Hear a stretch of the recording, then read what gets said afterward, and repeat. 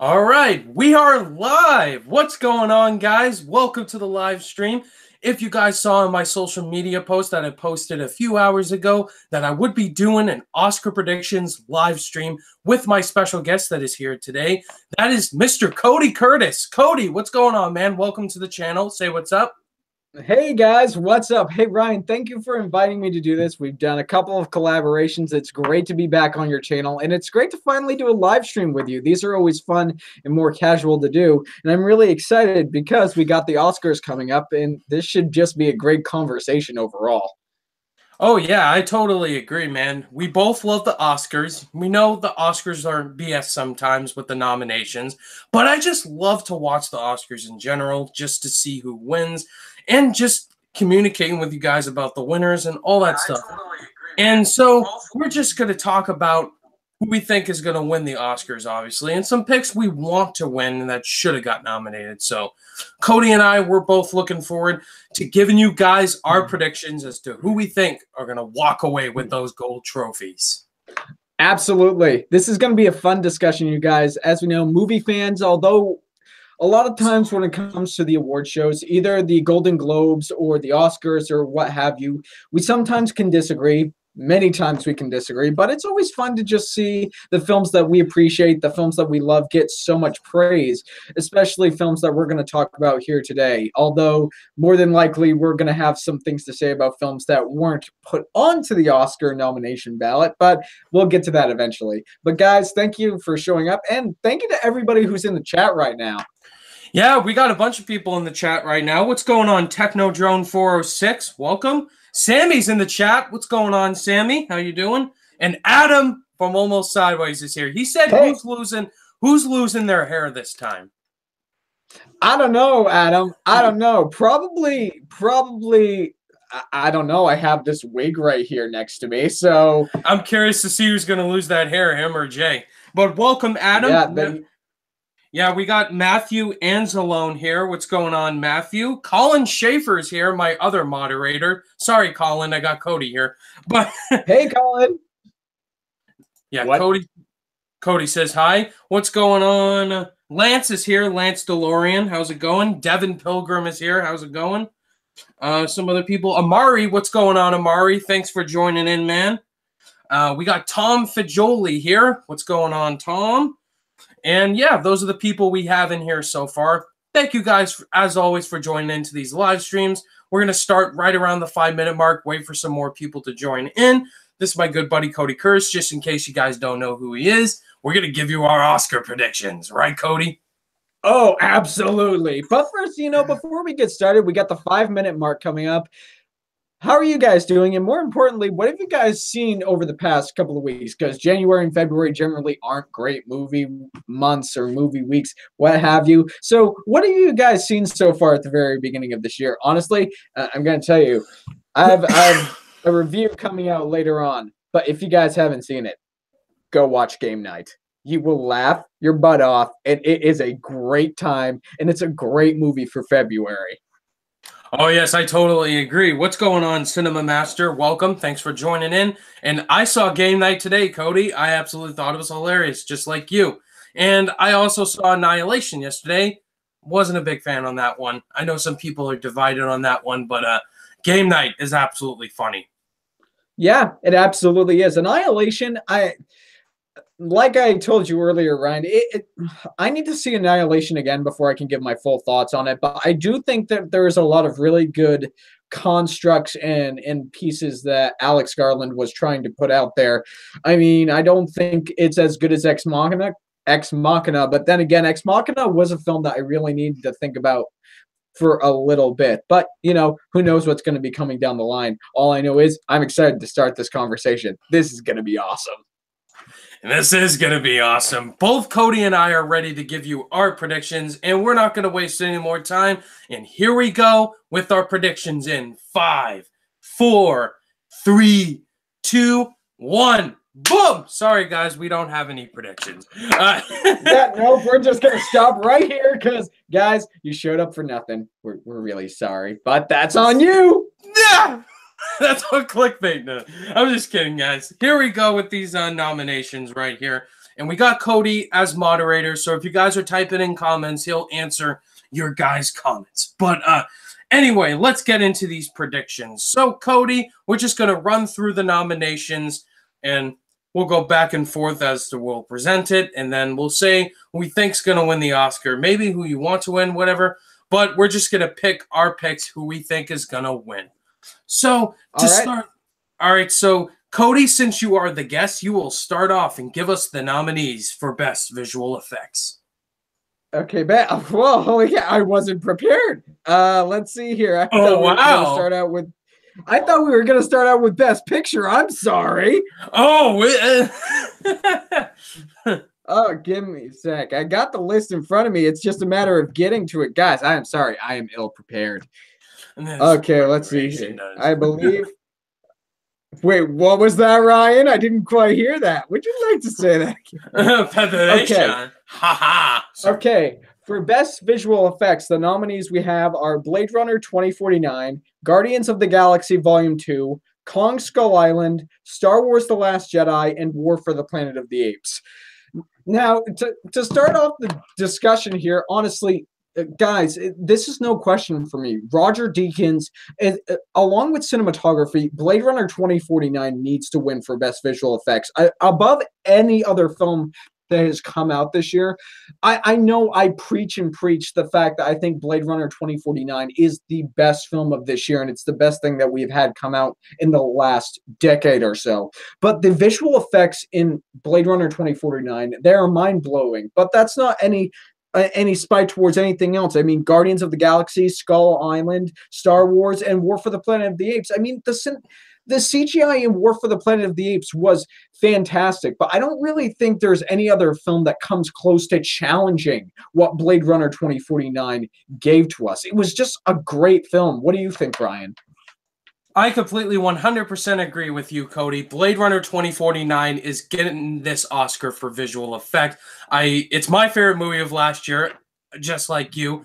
And what else is going to compete with this movie? War for the Planet of the Apes absolutely had amazing visuals. Blade Runner had an amazing visual world in it. It looked completely realistic in the year 2049. And it's just the most pitch-perfect artwork that you've seen for visuals. It's one of the most beautiful films I've seen in my entire life. So Blade Runner absolutely gets this award. And we got Zach Pope here. What's going on, Zach? Thanks for joining. What's going on, Zach, my sweet life brother? How are you doing? Shout outs to the Zach Pope Deadpool. But yeah, I completely agree with you, Cody. Blade Runner is going to win the Best Visual Effects Oscar.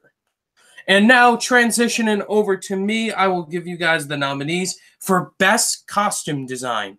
And we've transferred to visuals to costumes now. All right. Best Costume Design. Then we got Beauty and the Beast, Darkest Hour, Phantom Thread, The Shape of Water, and Victoria and Abdul. Now, for this pick, I went with what I think is going to win the Oscar for this is Phantom Thread. I think it has some good costumes to it. I haven't seen it yet, but that seems like the most popular choice. Phantom Thread, Daniel Day-Lewis. Like the dresses in that movie, they just look Oscar baity. But I would have gone with The Shape of Water just because I've seen it, but it seems like Phantom Thread's going to win this. What do you got, Cody? Absolutely.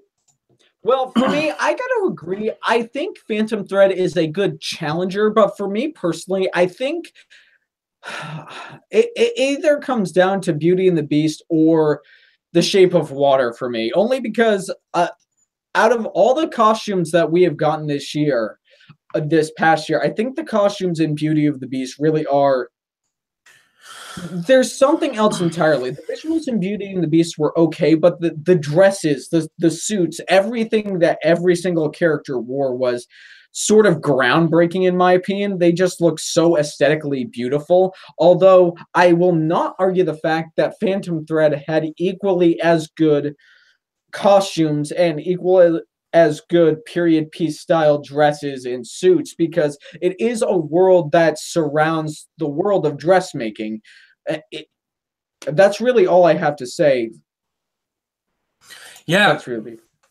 Yeah, I would say, yeah, The Shape of Water definitely has some beautiful costumes to it, but just to me, I think uh, Phantom Thread, just maybe because isn't going to get a ton of awards, maybe just give it that. But I'm not into costumes. That's just a guess, guys. But anyway, I'm going Phantom Thread. All right, so the next category we got is Best Makeup and Hairstyling. Cody, what are the nominees?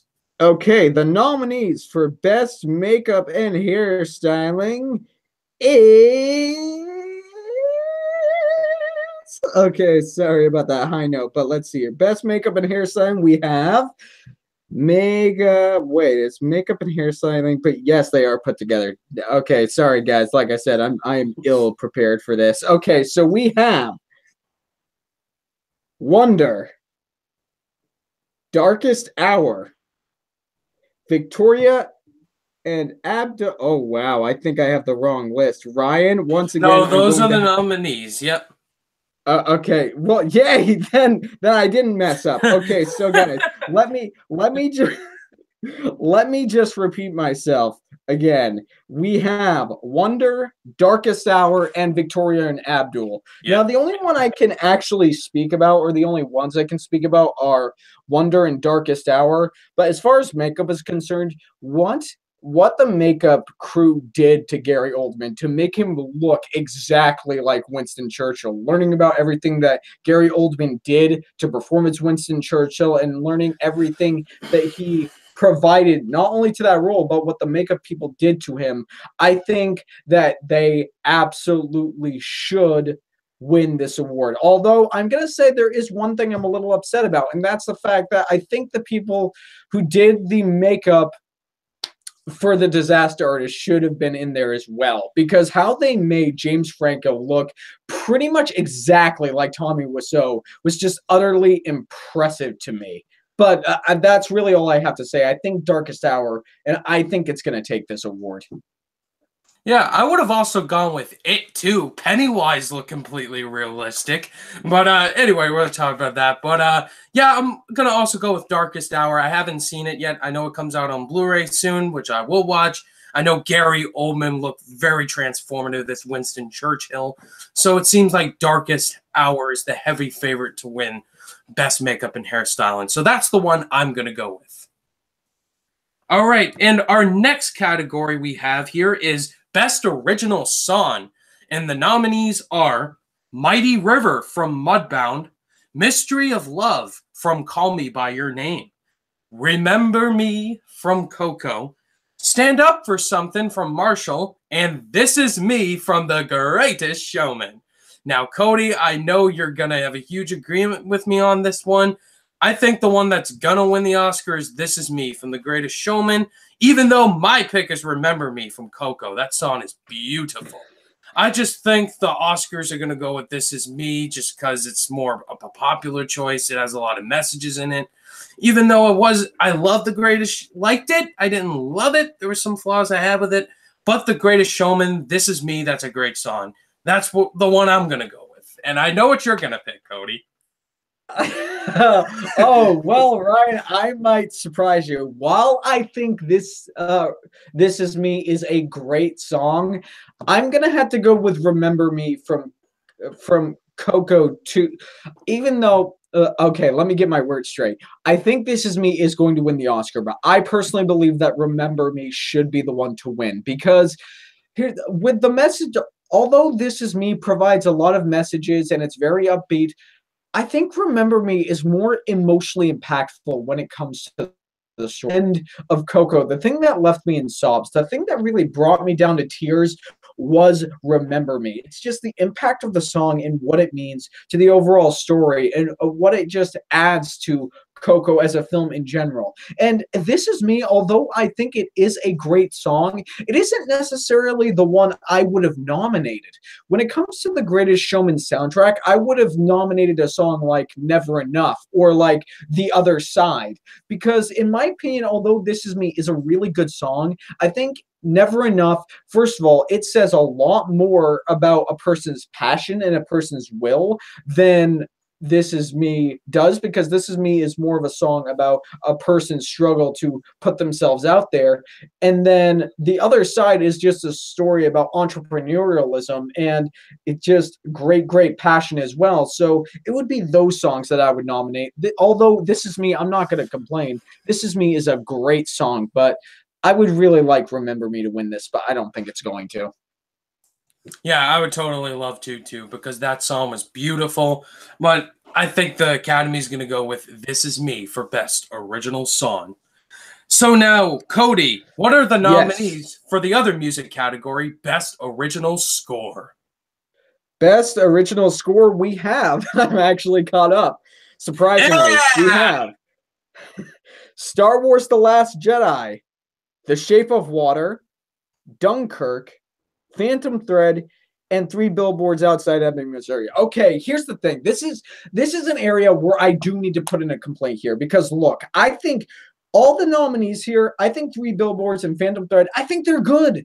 But I believe that one of the spots should have been opened for Coco, and I think another spot should have been open for Blade Runner 2049. Because Phantom Thread, a good soundtrack, and Three Billboards, another really good soundtrack. But Coco, the messages, the way the music and the score applies itself to the story, and you guys are going to hear this a lot from me and Ryan today. The fact is, Blade Runner 2049 at the Oscars, now this might just be a passionate thing for us, but Blade Runner 2049, as we can see, many people agree, is one of the most impactful and one of the most game-changing films that we have seen in recent memory. And the score is one of those reasons. The score in Blade Runner 2049, the instant that Hans Zimmer, the instant that the music hits, it blasts you out of your seat, just like the T-Rex roar did in Jurassic Park. The score in Blade Runner 2049 is just one of those things that is so memorable, because it is just so etched into your brain, and it's so powerful. Although, like I said, Phantom Thread, it's got a good score. Three Billboards, a good score. But I think you could easily take those out and maybe even put in a Greatest Showman, because the Greatest Showman, in my opinion, besides Blade Runner, I think had one of the best scores of this entire year. Yeah, totally agree. Yeah, I completely agree with you, Cody. Blade Runner 2049 should have been in here. Gosh damn it. Hans Zimmer is a phenomenal composer. I mean, Dunkirk, me and Cody both agree we did not love Dunkirk as much as everybody else. But Dunkirk, what's memorable about that score? It's just... Blade Runner 2049 is a better score overall. Just when that movie starts and just hearing that loud music, it just puts you into that movie right from the opening shot. And that should have gotten nominated. But yes, I completely agree, Cody. Blade Runner should have been in here. But the one that I'm going to go with for Best Original Score is The Shape of Water. I think The Shape of Water is going to win this one. That seems to be the heavy favorite right now for the Oscars standpoint. Seems like The Shape of Water is going to walk away with the win. It's Alexandre Desplat. He's a very popular choice indeed to win. So I think The Shape of Water is going to win original score. Yeah, okay. I'm not going to argue with that there. Although, like I said, I came bursting out of the gate criticizing, but I will say there are some great choices. Star Wars The Last Jedi, great choice.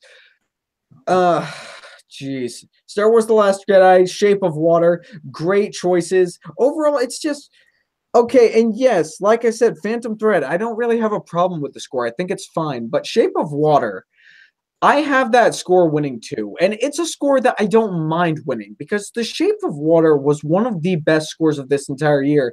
And it's like I said in my review, one of the reasons why I think that Guillermo del Toro went back to old foreign French films into musicals is because of the score. And it's one of the things I love most about the movie, because the score is just so beautifully made. Yeah, I completely agree with that statement indeed. So Shape of Water, I think, has this one. All right, our next category we are going to go with is Best Production Design.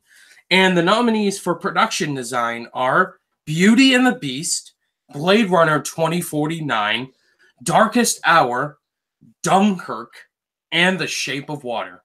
Now, for production design, it could go one or two ways. I think the winner for production design might be The Shape of Water, but it could also be Dunkirk.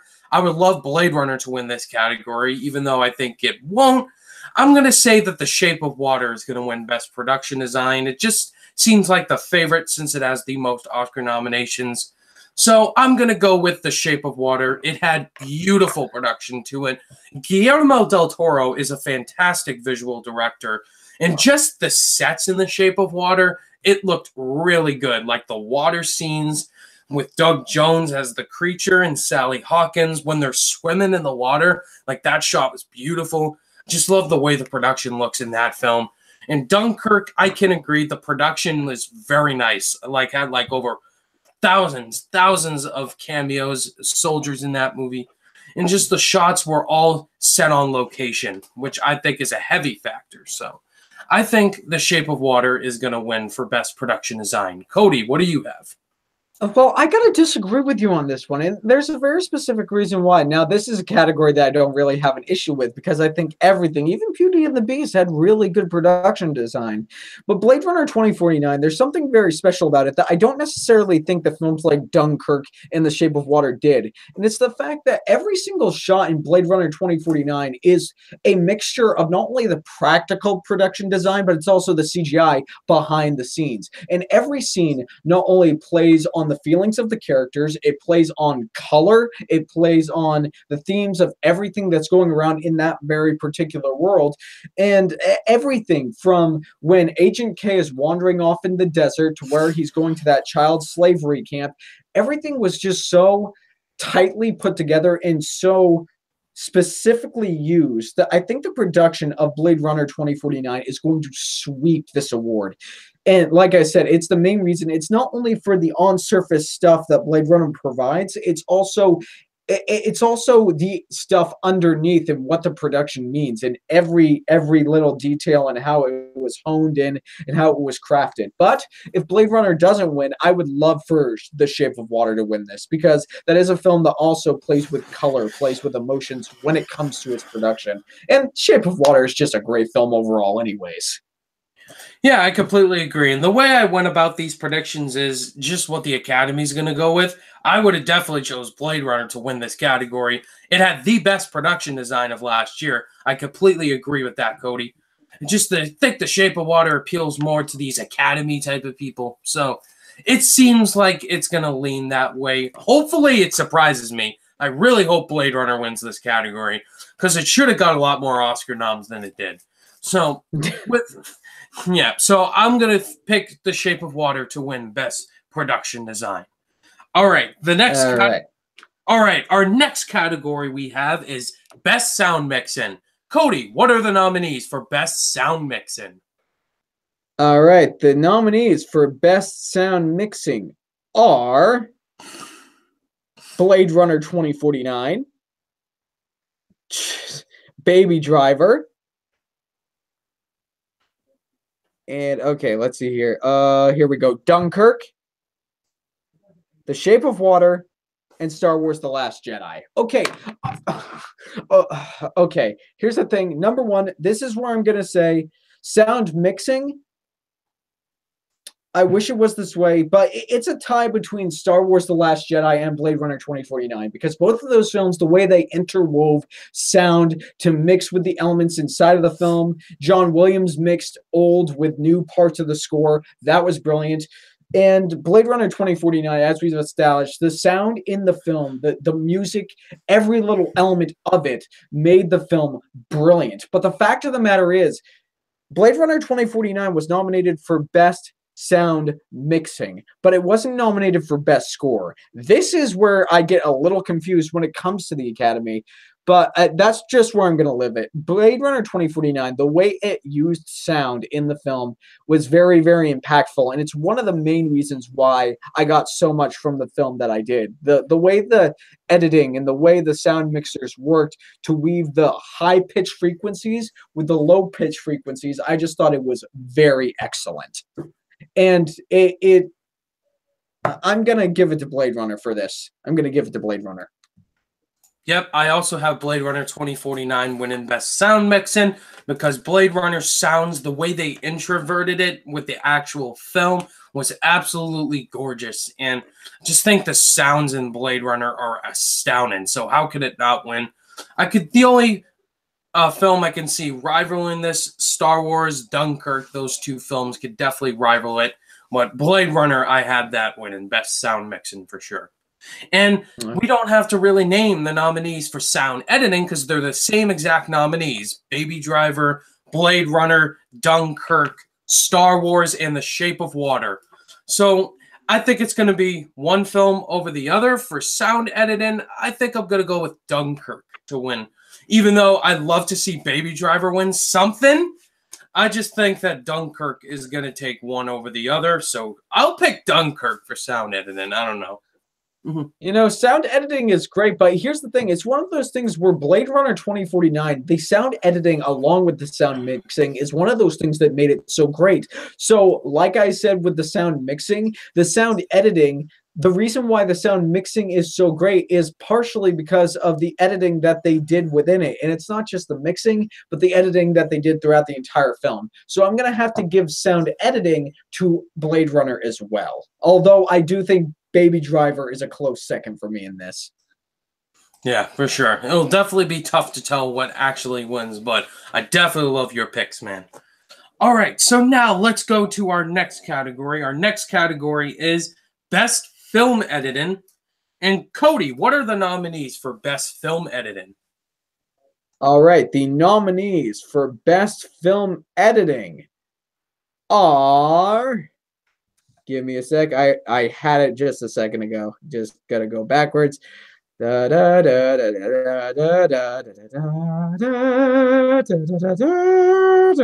right, best film editing. We have The Shape of Water, Baby Driver, Dunkirk, Three Billboards Outside Ebbing, Missouri, and I, Tonya. Now, okay, here's the thing. I, Tonya, although I don't think it will win this award, I think it should. Because out of any film I saw this year, I, Tonya was the movie that I felt had the best editing. It was so crisp. It was so clean. It cut from scene to scene. And every little scene cut, for those of you who are in film classes or who know a little bit about film editing, the best way to make a scene emotional is to be emotional with the cuts and edits that you make. And I, Tonya was a very emotional film. It was emotional from beginning to end and making you not exactly agree with everything that Tonya Harding was doing, but root for her on her side. And the editing was the best part of that. But I'm not going to complain once again with any of the nominees that we have here. I mean, Three Billboards Outside Ebbing, Missouri, The Shape of Water I thought was fine. I mean, I don't really have anything to complain about. What I will say is I think the winner of this film, I think I'm going to have to go with, what do I want to go with? Let's see here. I think I'm going to go with Dunkirk. Because, I mean, it's one of those things where I'm not going to complain about that either. Because Dunkirk, although I don't think it's a perfect film, every technical aspect of it, from the direction to the editing to pretty much everything behind the scenes, I thought was a masterpiece. So I'm going to give the film editing to Dunkirk. Yep, I also have Dunkirk for best film editing because Dunkirk, editing-wise, is great. I really like the way, the camera shots were in this movie. I just think it's going to appeal more towards the Academy. Even though that's not my pick, I picked Baby Driver to win film editing because, oh my God, Baby Driver, man, had some of the best editing of last year. That opening car chase with the music and those gunshot scenes with the music, it's perfect. I would have gone Baby Driver for this category, but I think Dunkirk, I agree, is going to win this category, even though Baby Driver should get something. It should. It absolutely should. All right, Ryan, what do we got next? All right, our next category is Best Foreign Language. I'm just kidding, guys. We're not going to do that. All right, guys, our next category we have is Best Cinematography. The nominees, yes, the nominees are Blade Runner 2049, Roger Deakins, Darkest Hour, Bruno Delbano. Dunkirk, Hoyt van Hoytema. I hope I pronounced his last name right. Mudbound, Rachel Morrison. She did Black Panther. And The Shape of Water, Dan Loston. Now, cinematography, Blade Runner 2049, Blade Runner 2049, Blade Runner 2049. It's Blade Runner, guys. Roger Deakins is finally going to get the Oscar here. He absolutely deserves it. He needs it right now. This is his year. If Dunkirk wins, I'm going to flip shit. Because Roger Deakins, he created a beautiful world in Blade Runner. And it should win this category. I'm not going to disagree with you, Ryan, on this, because Blade Runner 2049, it is not only a film that Roger Deakins needs to win, it's also a nomination and an award he should win. Because, I mean, you guys have heard us discussing how masterful Blade Runner 2049 is. One of the biggest reasons here is what Roger Deakins did with the cinematography. I mean, it's unprecedented. There has not been many, if any, films that look as great as Blade Runner did. And cinematography, the way the cars move, the way this world was built, this apocalyptic future where everything is just kind of down in the dumps, where we have Blade Runners, where we have everything. This whole entire world, the reason why it's so believable and so well crafted and looks like it's lived in is because of Roger Deakins' cinematography, along with other elements inside of the film. Roger Deakins needs to win this award. And like Ryan said, Blade Runner 2049, Blade Runner 2049, Blade Runner 2049. Is Cody going to come up here and sneak up on me? I'm reading the chat right here. But, yes, I like saying that Cody's going to come up and say hi or something. But, yeah, Blade Runner should win this one. Absolutely. All right, let's go to our next category, and that is Best Original Screenplay. Cody, what are the nominees for Best Original Screenplay? All right, the nominees are The Shape of Water, 3 Billboards Outside Ebbing, Missouri, Get Out, The Big Sick, and Lady Bird. Now, okay, as far as the screenplay goes for Best Original Screenplay, I have 2 choices for this. For me personally, or 3. I'm kind of tied on 3 on this. Now, the one I think that is going to win is 3 Billboards Outside Ebbing, Missouri. But I do have 2 others that I think should be tied with it, and that's The Big Sick and Get Out. Because one of the reasons that both The Big Sick and Get Out were so enjoyable and so they grabbed onto the audience and they just wouldn't let you go is because how well crafted the screenplay was. The dialogue and how everything was written inside of The Big Sick in particular. It's one of my favorite screenplays of not only of this year, but probably the past couple of years. I mean, I have talked with Mr. Zach Pope about this, but The Big Sick, it is my favorite romantic comedy since When Harry Met Sally. And the biggest reason is because of what Kumail Nanjiani and his wife Emily did, crafting such a story that was based on their life together. It's so brilliantly made, although I am not going to complain about 3 Billboards Outside Ebbing, Missouri, which, as I discussed, is my choice to win this award. Because 3 Billboards Outside Ebbing, Missouri does what not a lot of filmmakers are willing to do. It is a very, very daring film with its dialogue. I mean, it's harsh, it's depressing, it's not a dark comedy like Seven Psychopaths was, which is Martin McDowell's last screenplay and film that he did. But 3 Billboards Outside Ebbing, Missouri is daring, and it is great. And the screenplay is the reason, and that is the reason why I think 3 Billboards is going to take this. Yes, I completely agree with you, Cody. 3 Billboards is definitely going to win Best Original Screenplay, even though these are some fantastic nominees. I love The Big Sick. Amazing screenplay. Get Out probably could rival 3 Billboards. Amazing screenplay by Jordan Peele. Lady Bird had a great screenplay, pretty good, not the best. The Shape of Water 2, but 3 Billboards Outside Ebbing, Missouri. I mean, that movie, all in all, was not afraid to be realistic, and that screenplay was phenomenal. Martin McDonagh definitely got snubbed for Best Director. Just his screenplay in that film was absolutely terrific. So Three Billboards is definitely going to walk away with the Best Original Screenplay Oscar. All right, and now we're going to go on to the next one, which is Best Adapted Screenplay. And the nominees are Call Me By Your Name by James Ivory, The Disaster Artist, Scott Nutster and Michael H. Weber, Logan, Scott Frank, James Mangold, and Michael Green, Molly's Game, Aaron Sorkin, and Mudbound, Virgil Williams and Dee Reese. Now, for adapted screenplay, I absolutely love that Logan got mentioned here because Logan, I want Logan to win this category because it absolutely deserves it. But what I think is going to win is Call Me By Your Name. I think Call Me By Your Name has this one. Seems like the heavy favorite. I haven't seen it yet. It comes out on Blu-ray soon. We'll watch it. It seems like Call Me By Your Name, everyone's saying is going to win this category. So that's the one I'm going to go with.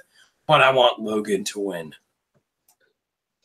I am absolutely with you there. I want Logan to win. I think it was a phenomenal screenplay, and I think it really is a game changer, although we'll get more into Logan later on because I have a few things to say. But the other one the thing that I'm putting into question here is, although Call Me By Your Name could win this award, the Academy really likes Aaron Sorkin. So I think there is a possibility for a runner-up for Molly's Game to win this award because everybody really loves Aaron Sorkin's dialogue. Everybody in the Academy likes his writing, and regular people who watch his movie like his writing as well.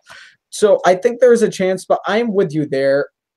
I mean, Call Me By Your Name is the movie that everybody is talking about, but okay, I'm going to risk it, and I'm going to say Molly's Game is going to win this one on the fact that it is Aaron Sorkin's writing for this movie. Okay, that's a pretty good prediction. Yeah, Aaron Sorkin always gets nominated, even though he didn't get nominated for Steve Jobs, which was crazy. I thought he would get nominated for that. But I would go with Call Me By Your Name simply because it's more of a popular one, even though Logan deserves this one for sure. Yeah. All right. Yes, I will go Wolverine crazy if it doesn't. All right, our next category we have is Best Animated Feature, and the nominees are The Boss Baby. What? Sorry. The Breadwinner. What? What the hell? Coco, Ferdinand, and Lego Batman Movie. Oh, wait. Love and Vincent. All right, those are the nominees for Best Animated Feature. What the hell? Lego Batman. What the hell? Animated Feature, Cody and I, no surprise here. Coco's going to win Best Animated Feature. Nothing else needs to be said. Yes, you're absolutely right. Except maybe this needs to be said. Holy cow, no nomination, Batman! I mean, what the... Okay, here's the thing. Loving Vincent, I can't really say much because I haven't seen the film, but I have heard, as far as an animated film is concerned, it is revolutionary and it is different and it is really, really good. Like I said, I can't say anything about it. I do want to see it because apparently it is in the style of all of Vincent Van Gogh's artwork. But I mean, seriously, okay, Ferdinand, I'm not really surprised by, but The Boss Baby. The Boss Baby was nominated over Lego Batman. What? That makes no sense to me whatsoever. In fact, it kind of makes me angry. Oh, and here's the thing. Yeah, I'm with Ryan on this. Coco is definitely going to win, and Coco should win. I mean, if Coco wasn't nominated in this category, I would be furious. But then again, this reminds me of a time. This reminds me of the Oscars of 2015, which, let's recall, they didn't nominate the Lego Movie for Best Animated Feature back then either. So it looks like nothing has changed, even though Lego Batman is a very significant game changer. But yes, Coco, brilliantly made film, brilliant messages. And you know, it's actually funny. Some family friends of mine, they saw Coco and they were so emotionally impacted by it that they're starting to celebrate Dios de los Muertos in their own family. And I mean, that's just great. So yes, Coco all the way. Hell yes, guys. Coco. Woohoo! All right, guys. Our next category we have here is Best Director. We're getting to the good ones. Cody, what are the nominees for Best Director? The nominees for Best Director are Guillermo del Toro for The Shape of Water, Jordan Peele for Get Out, Greta Gerwig for Lady Bird, Christopher Nolan for Dunkirk, and Paul Thomas Anderson for Phantom Thread. But there is one little director missing from this list. Oh, wow, look, Denis Villeneuve's not in there, is he? No, he is not. Although, here's the thing. Look, Paul Thomas Anderson, he is an Academy boy. They love his films. He does everything to please Academy members. Paul Thomas Anderson, he's a great director for sure. Here's the thing, though. Do I believe that Phantom Thread was better directed than Blade Runner 2049 was? Not in the least. Let's see here. Guillermo del Toro, great choice. Jordan Peele, fantastic. Greta Gerwig, phenomenal. Christopher Nolan, Dunkirk. And you know what? If Denis Villeneuve wasn't nominated, somebody else I would have loved to get nominated, and that would be Patty Jenkins for Wonder Woman. Okay, guys, Wonder Woman doesn't work without Patty Jenkins. And what she did is make one of the most revolutionary and powerful films that had stirred change within the film industry than we've ever seen before. So I might be a smidge ticked at what the Academy has decided for this year. Although I am happy that Greta Gerwig got the nomination. I am happy that Jordan Peele got the nomination. I could not be happier. But for this, I do think it's going to end up going like it did at the Golden Globes. I do think that Guillermo del Toro is going to win the award for Best Director. With a close second followed by Christopher Nolan. But out of this list, if there's a person I would like to win, if there's a person I would like to win for this award, it would be Jordan Peele, although I know that's not how it's going to turn out. But Ryan, what do you have to say? Yeah, the Best Director Oscars, Denis Villeneuve. Come on, man. I completely agree with you, man. For Best Director, there's some great nominees here. I love that Jordan Peele got nominated, Greta Gerwig, Christopher Nolan. Yeah, he did a great job directing Dunkirk. He deserved that nomination. Paul Thomas Anderson is the one I don't agree with. Even though I haven't seen Phantom Thread yet, it seems like he always gets nominated. Give someone else a shot. Denis Villeneuve deserves it over Paul Thomas Anderson. But the one I'm going to go with is Guillermo del Toro for The Shape of Water.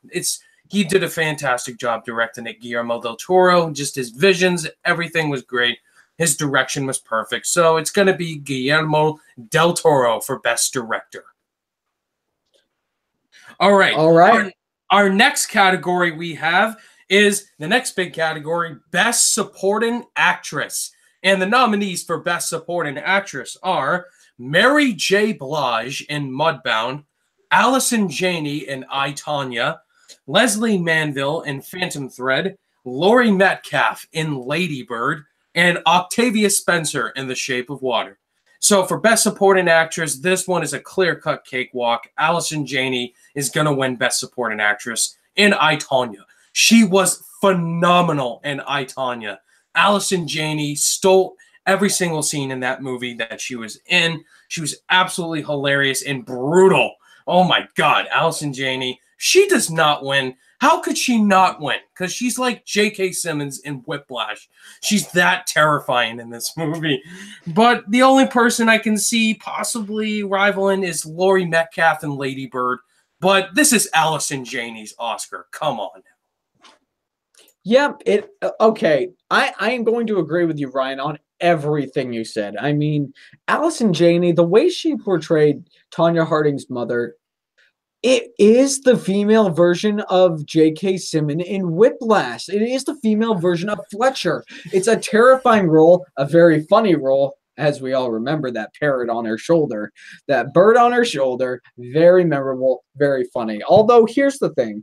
There is one thing I am upset about. Look, Laurie Metcalf, she did a great job in Lady Bird. And I could choose not to complain about it, but the fact of the matter is, I feel as though Holly Hunter could take her place as Best Supporting Actress. Holly Hunter, to me, in The Big Sick, although I don't necessarily think that she is the best performance of this year, I think Holly Hunter is right next to Allison Janney as Best Supporting actress. Holly Hunter in The Big Sick is one of those performances that I've never seen from her. I think it might be the best performance of her career. Allison Janney, what she did in I, Tonya, definitely best performance of her career. And one more thing, Leslie Manville, I'm so happy that she got that nomination because, of course, she was going toe-to-toe with Daniel Day-Lewis in Phantom Thread. So, I mean, not a lot of complaints. I just wish that Holly Hunter could have slid into this. But, yeah, Allison Janney is going to take this away. Oh, yeah, I totally agree about Holly Hunter. She was phenomenal in The Big Sick. She should have got a nomination. Yeah, Allison Janney should definitely win this one. I see no doubt about that. So now let's go on over to Best Supporting Actor. Cody, what are the nominees for Best Supporting Actor? All right, the nominations are Sam Rockwell, 3 Billboards Outside Ebbing, Missouri. Woody Harrelson, also for 3 Billboards Outside Ebbing, Missouri. Christopher Plummer for All the Money in the World. Willem Dafoe for The Florida Project, and Richard Jenkins for The Shape of Water. One thing, I am really happy that Richard Jenkins got in there, but here's the thing. Christopher Plummer, that is a marketing stunt. That is an ad stunt. The only reason why he got nominated is because, look, it may have been an impossible task, but the fact of the matter is the Academy loves Christopher Plummer, and the feat that he did for All the Money in the World, yes, it may seem somewhat amazing. Do I think that any performance in this list is as good as what Patrick Stewart gave us in Logan? Not one bit. Guys, look, I would happily take Christopher Plummer out for Patrick Stewart and Logan. Patrick Stewart gave the best performance of his career in Logan. I mean, and of course, because, look, it might have been different, but still, Logan was a horse of a different color, and what Patrick Stewart gave to us was a performance of a lifetime. It's a performance that I don't think anybody is going to be able to go up against. But you know, the other nominations, I suppose, are good. Sam Rockwell, great. Woody Harrelson, great. Willem Dafoe, great. Richard Jenkins, great. But Christopher Plummer, if you ask me, I don't think Christopher Plummer really has any place in this year's Academy Awards. I just don't. What he did, like I said, in my opinion, I think it's just a marketing stunt. And I think Patrick Stewart needs to be in there. Yeah, Patrick Stewart, I 100% agree with. Should have been in there over Christopher Plummer. I would have also taken out Woody Harrelson for 3 Billboards. Yeah, I would have replaced him with Harrison Ford in Blade Runner 2049. And that's not to be me. That's not trying to be, you know. Harrison Ford gave one of his best performances of all time in Blade Runner for the amount of screen time that he had and just not being grumpy. I want money now, Harrison Ford. He was Rick Deckard in the original Blade Runner. He was amazing. And Patrick Stewart, absolutely. His best performance of his career. I mean, Patrick Stewart was phenomenal in Logan. Not playing the normal Charles Xavier we all know. Just playing a guy with Alzheimer's and is dying. It's just terrific acting. He should have been in there. Christopher Plummer, even though I didn't think he was terrible in All the Money in the World, it's not better than Patrick Stewart by a mile-on shot.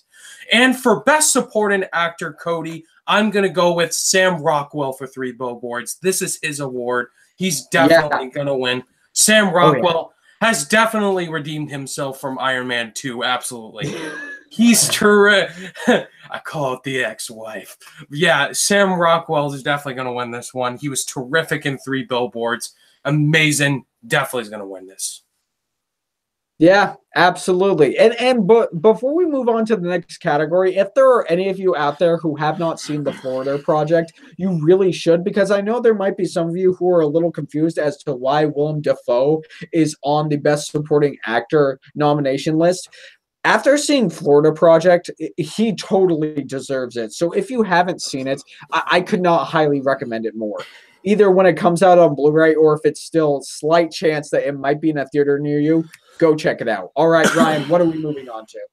All right, our next category is Best Actress, Lead Actress. And the nominees for Best Actress are Sally Hawkins in The Shape of Water, Frances McDormand in 3 Billboards Outside Ebbing, Missouri, Margot Robbie in I, Tonya, Saoirse Ronan in Lady Bird, and Meryl Streep in The Post. Oh my goodness. All right, for Best Actress. This is so incredibly difficult because there's such great nominees here, except for Meryl Streep. But no. For Best Actress, I'm going to go with Frances McDormand for Three Billboards. Seems like she's the heavy favorite to win this category. She was amazing in Three Billboards. Even though I'd love to see Margot Robbie win for I, Tonya. She was incredible in I, Tonya. Sally Hawkins, I wouldn't be mad either if she won. She was terrific in The Shape of Water. Saoirse Ronan as well was terrific in Lady Bird. Meryl Streep. Meryl Streep is the one I completely disagree with. Meryl Streep is the Oscar baitiest person I've ever seen. Every freaking time she gets an Oscar nom, everyone loves her. She's best friends with everybody on that panel. And she should have been taken out for Jessica Chastain and Molly's Game's the one I know of. Jennifer Lawrence and Mother. Everybody hates her performance. I think she's extremely underrated in Mother. But definitely there are better Best Actress choices than Meryl Streep in The Post. So that's the only one I disagree with. All the rest of them are great. I'm going with Frances McDormand for Three Billboards. Cody, what do you have? Okay, here's the thing. Meryl Streep. Meryl Streep. Oscar baitiest actress there is out there. Yes. Guys, look, we're not saying that Meryl Streep is a bad actress. She's a great actress. But what she did in The Post, there is no way that is better than Jessica Chastain in Molly's Game. Look, she was great in there, but she doesn't deserve the Oscar nomination. Sally Hawkins, yes. Frances McDormand, yes. Margot Robbie, yes. Saoirse Ronan, yes. Look, they've nominated Mudbound for a few things. So obviously they are dipping their toes into the Netflix flood. I think they should have nominated Carla Gugino from Gerald's Game for this award to replace Meryl Streep. Because if you guys have not checked out Gerald's Game, it's a Stephen King adaptation. It is a very, very personal character study about a woman and about her history and about her life. Carla Gugino, how she portrayed herself in very different aspects of her life, in very different ways of her personality. It's something that's just unfathomable and so impossible for actresses and actors to do. It's one of the greatest feats that they have, to suck you in and make you believe their character. Meryl Streep, look, she was good in The Post, but Carla Gugino should have been nominated. And the fact that the Academy chose to nominate Mudbound for a few things means to me the fact that they were looking at films in Netflix, but they weren't looking around the entire spectrum. But all of these, if it was out of the nominations we've got, I would have Margot Robbie win personally for me, because I think she gave the best performance of the entire year. But as far as winning it, I do think that it's going to go like the Golden Globes again. I think Frances McDormand is going to win this award. And I can't complain about that because she was excellent. And yet again, another groundbreaking performance in a film. And yeah, that's pretty much all I have to say. Awesome. Yeah, definitely very interesting category. All right, our next category is Best Actor. Best Actor. Cody, what are the nominees for Best Actor? Okay, let's dive into this. Daniel Day-Lewis for Phantom Thread. Okay. Timothée Chalamet for Call Me By Your Name. Daniel Kaluuya for Get Out. Denzel Washington for Roman J. Israel Esquire. And Gary Oldman for The Darkest Hour. Okay, look. There are two people that I would take out of this list. Daniel Day-Lewis? No. I think he gave a phenomenal and great performance and did exactly what Daniel Day-Lewis does. I think you should have him in there. Timothée Chalamet, haven't seen Calling Me By Your Name, but everybody says that his performance is groundbreaking and it's one of the best performances of the entire year, if not the best male performance of the entire year. The two I would take out is Daniel Kaluuya and Denzel Washington. And look, it's not these performances. I can't emphasize this enough. Great performances. But there are easily two more that I could put in here. Number one, Hugh Jackman for Logan. And number 2, Andy Serkis for War for the Planet of the Apes. Guys, look, if we look at this entire year, and there could be a possibility that Jake Gyllenhaal could be nominated in here. Here's the thing, though. What Hugh Jackman and what Andy Serkis did is nothing short of the impossible. They took groundbreaking characters, not only over the course of years, and made them their own. They made characters that it is going to be impossible to replace now. The performances by Andy Serkis and Hugh Jackman, all I've ever heard anybody say from this year is that it is the best performances of both of their careers.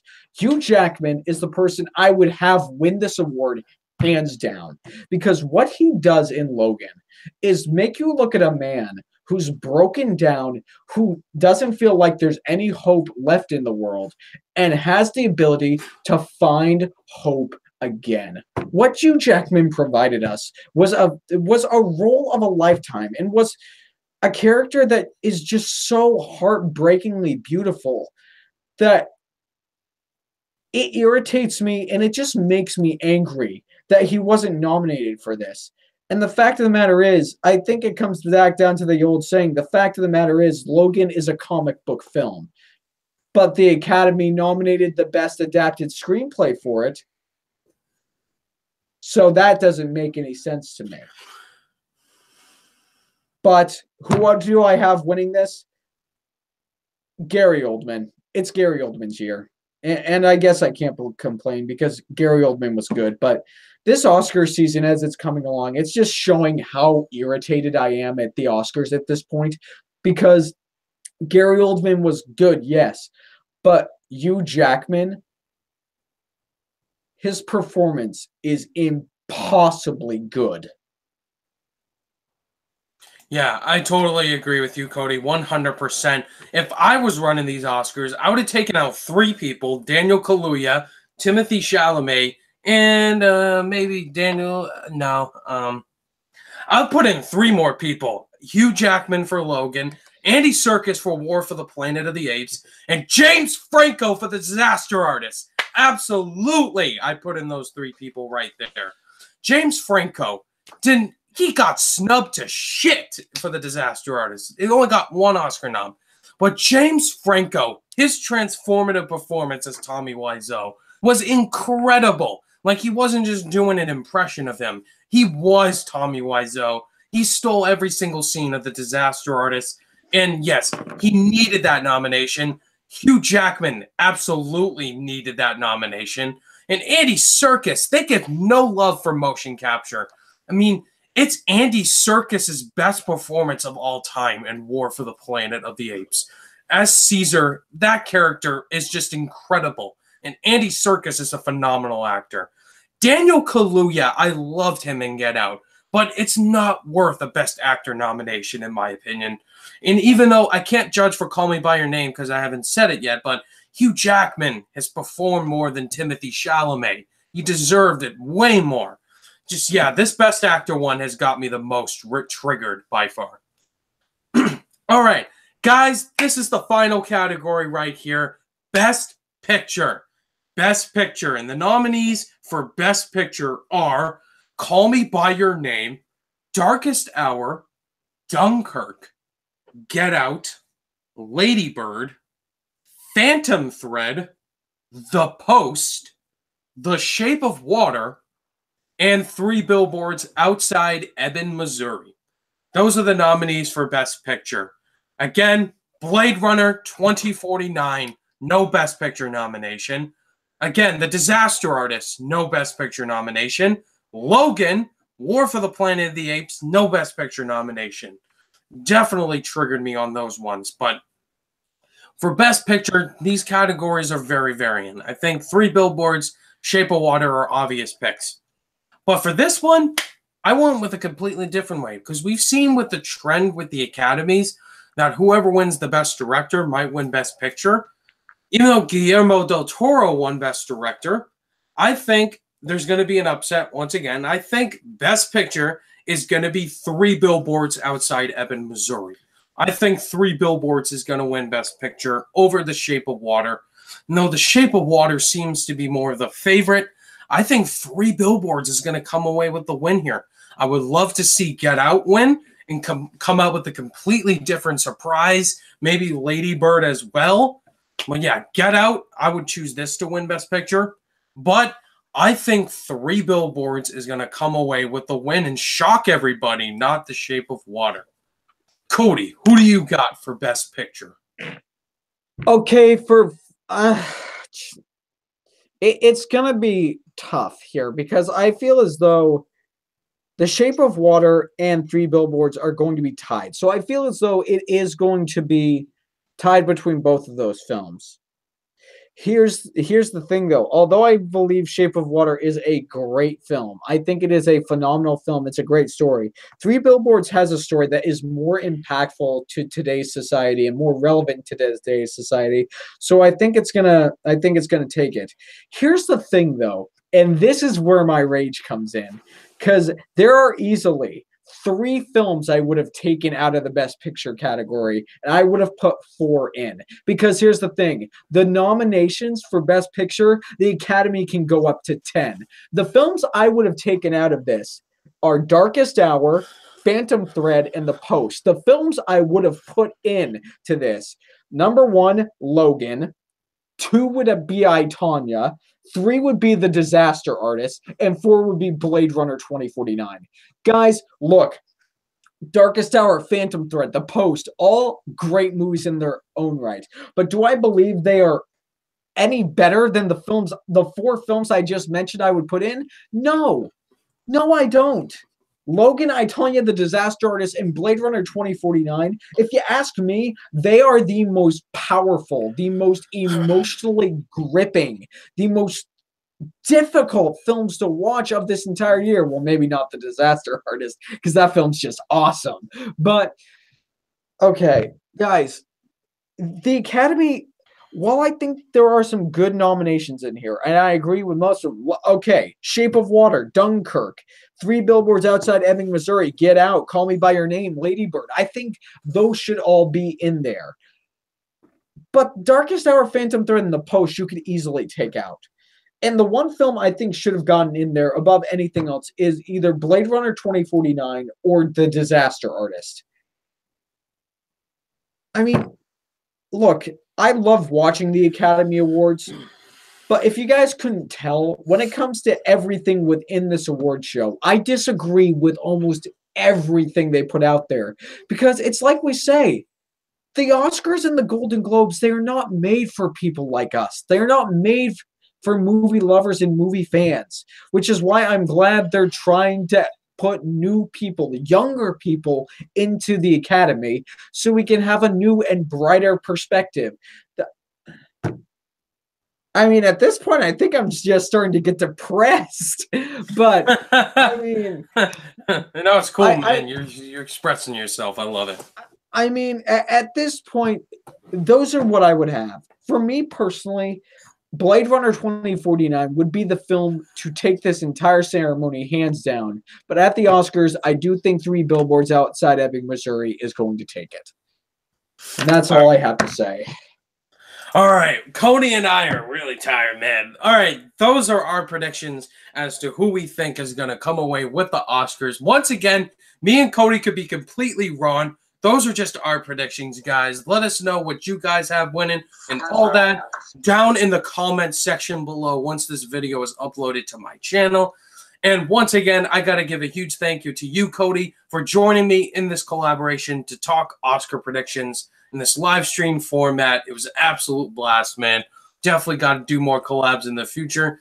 So, Cody, before we end off this live stream, tell my subscribers where we can find you on your social media. All right, guys, you know me. You can find me right here on YouTube. Just search Cody Curtis. Should be the first thing to pop up. And you can also find me on Twitter. It's _Cody_Curtis. You can also find me on Instagram, Cody Curtis there. Facebook, Cody Curtis there. You guys should also check out the Stardust app, which is a movie reactionary app that both Ryan and I have. And if you guys have movies that you want to react to, it's a great app that you should totally check out. And one more announcement, guys. You know, Mr. Zach Pope and I are going to preach this out to the entire world. The entire world. The fact of the matter is, guys, there is something very special happening this weekend. Very special. If you guys have the opinion that Ryan and I do, where the Oscars are not made for regular people, then you need to come to my channel Sunday and Mr. Zach Pope's channel Monday, because the Sweet Film Awards are just around the corner. And if you guys don't know what those are, like I said, they are a movie award show for people to go through, for people to watch. So guys, if you just come over, it'll be up 5:30 Eastern Standard Time, 3:30 Mountain Standard Time on both Sunday and Monday. So come check that out. And that's all I got to say. You guys are all awesome. Yes, thank you so much, Cody, for joining me on this live stream. As always, you're amazing, man. You're great. Again, guys, let us know down below in the comments section what your picks for these predictions are for the Oscars, what you think's going to win, and let me know all your ramblings down below. Thank you guys, as always, for joining this live stream. And if you guys liked it, give it a thumbs up. And be sure to subscribe today. And go subscribe to Cody Curtis's channel right now. Get him going. He has a great channel. Go check him out. And as always, guys, all my social media links are in the description down below. Click that notification bell on your way out. And Cody and I will see you later. And I'll see you guys in the next video. Bye! Bye, guys. Have a good night.